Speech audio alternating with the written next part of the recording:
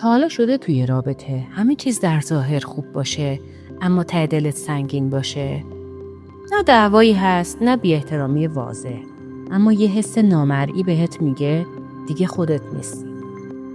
انگار هر بار که میخوای تصمیمی بگیری باید اول واکنش اونو پیش بینی کنی.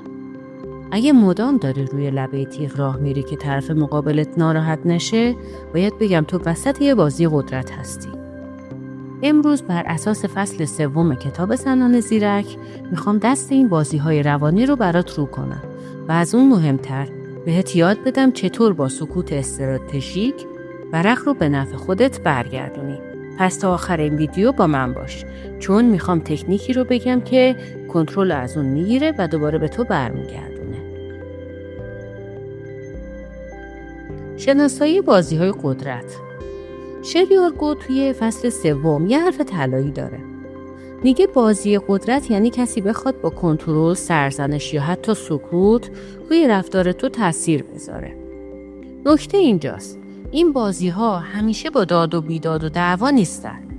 گاهی خیلی مؤدبانه و یا حتی به اسم عشق یا نگرانی انجام میشن.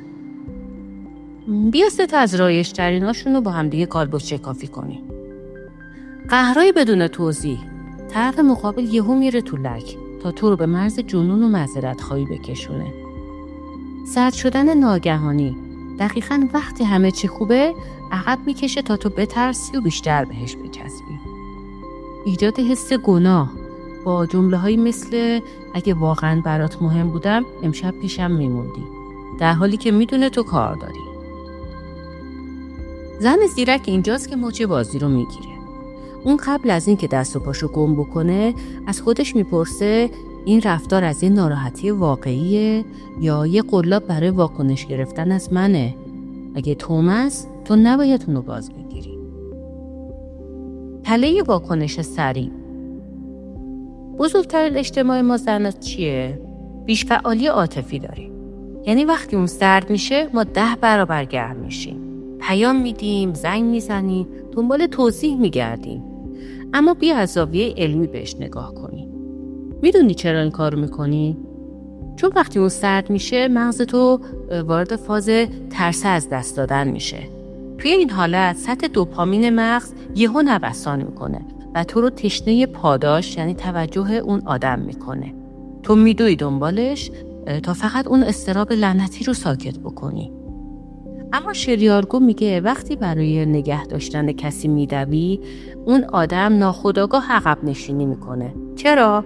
چون با این کارت داری بهش پیام میدی تبریک میگم تو صاحب ریموت احساسات من هستی. هر وقت بخوای منو به تکاپو بندازی کافیه بهم بی‌محلی کنی.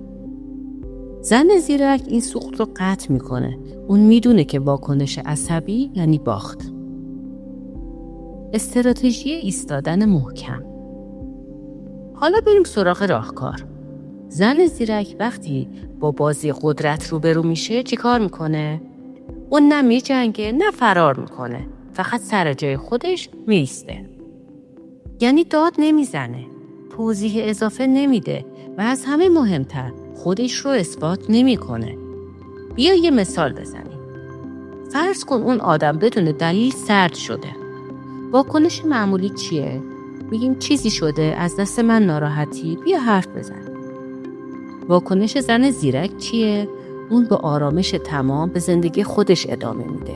میره باشگاه با دوستاش قهوه میخوره یا روی پروژهش کار میکنه. این بی‌تفاوتی هوشمندانه طرف مقابل رو گیج میکنه. اون پیش خودش میگه چرا نقشم کار نکرد؟ مگه دنیای این زن به من وصل نبود؟ غریزه شکارچیگری مرد اینجا بیدار میشه.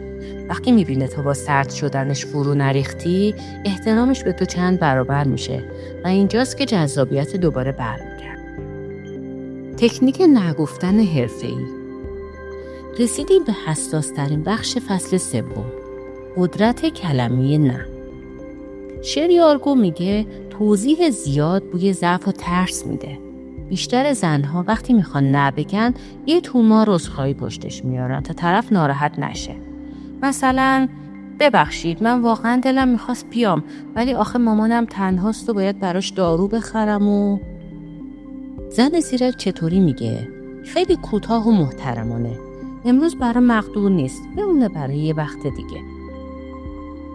همین، بدون توضیح اضافه. وقتی توضیح نمیدی، داری نشون میدی که برای تصمیمت و برای زمان خودت ارزش قائلی.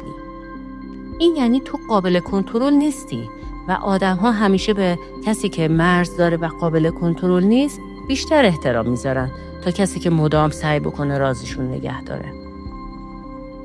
کاربرد در زندگی واقعی. یادت باشه این مهارت فقط برای رابطه عاشقانه نیست.